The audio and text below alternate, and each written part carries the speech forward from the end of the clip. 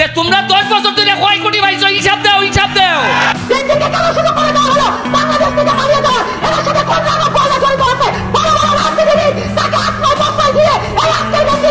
শেখ হাসিনাকে আমরা বলতে চাই অনতিবিলম্বে এই দেশ বিক্রির চুক্তি বাতিল করতে হবে, অন্যথায় কোন অধিকার পরিষদের নেতৃত্বে ওই গণভবন ঘেরাও কর্মসূচি দেওয়া হবে। আসসালামু আলাইকুম প্রিয় বন্ধুরা, বাংলাদেশের প্রধানমন্ত্রী শেখ হাসিনা তিনি কিন্তু ভারতের সরকার মোদির সঙ্গে কিন্তু বৈঠক করে 10টি বিষয় বৈঠক করলো এবং বাংলাদেশের যে বিরোধী দলগুলো আছে তারা কিন্তু বলতেছে যে প্রধানমন্ত্রী ভারতে যে মোদির কাছে কিন্তু দেশ বিক্রি করে আসছে।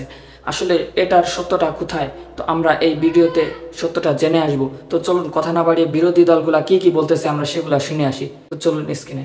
শেখ হাসিনাকে আমরা বলতে চাই অনতিবিলম্বে এই দেশ বিক্রির চুক্তি বাতিল করতে হবে, অন্যথায় কোন অধিকার পরিষদের নেতৃত্বে ওই গণভবন ঘেরাও কর্মসূচি দেওয়া হবে।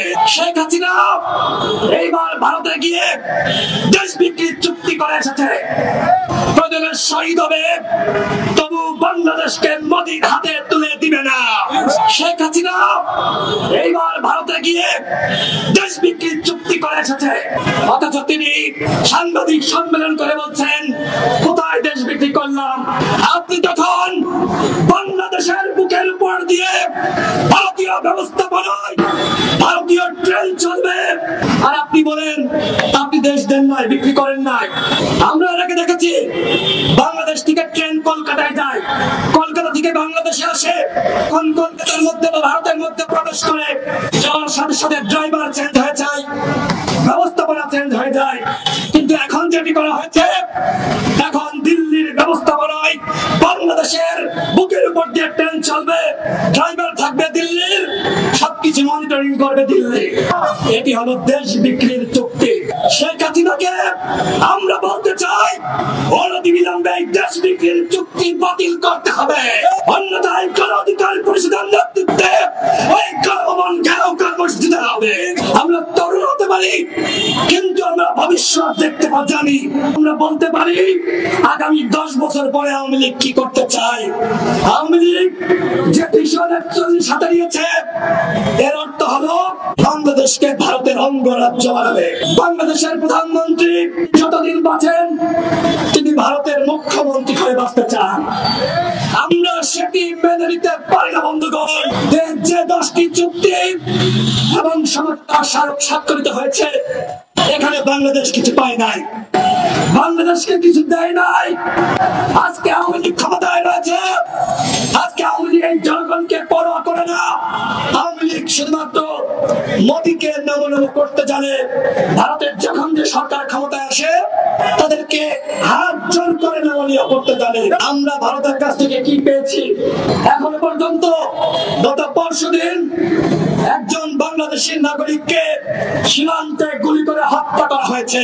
তখন শেখ হাসিনা রেল চুক্তি করে আসলো, সমঝোতা করে আসলো, বলা হলো সীমান্তে আর হত্যা হবে না।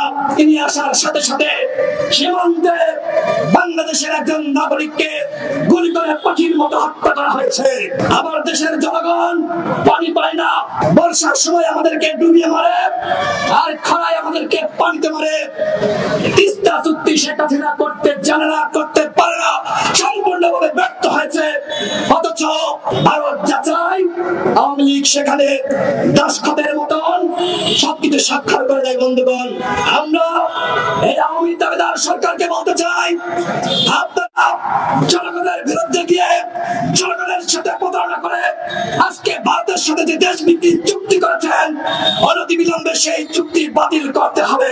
এই চুক্তি আমরা মানি না, এই চুক্তি আমরা মানতে পারি না। বন্ধুগণ, বড় বড় দুর্নীতিবাজদেরকে দেখছি, আমরা আজিজকে দেখছি, আমরা বেনজিরকে দেখছি, আমরা আসাদুজ্জামানকে দেখছি, আমরা মতিউরকে দেখছি।